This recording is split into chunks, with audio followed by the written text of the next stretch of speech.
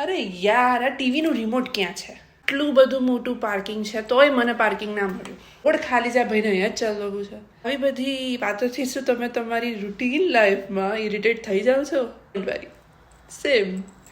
પણ આનું સોલ્યુશન મને એક મળ્યું છે.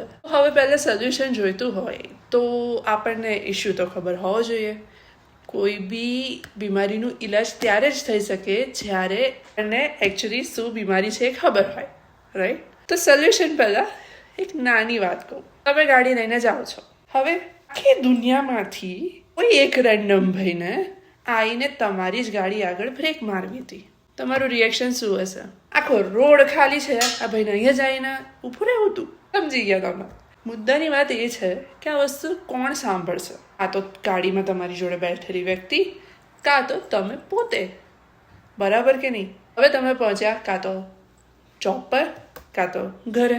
નોટિસ કરજો કે હરેક નાની વસ્તુ તમને ઇરિટેટ કરશે, બિકોઝ તમારો મૂડ એવો સેટ થઈ ચૂક્યો છે. તો હવે કરીશું શું?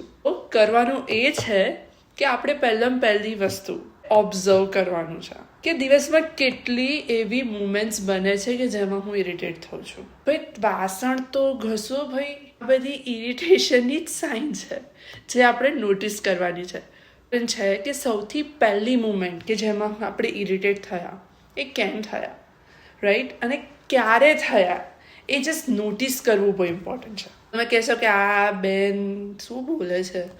ડોન્ટ વરી, હું બી ટ્રાય કરવાની છું, તમે બી ટ્રાય કરો. કદાચ આ બુકના એન્ડમાં આપણે એવા વ્યક્તિ બની જઈએ જે આપણે વર્ષોથી બનવા માંગતા હતા.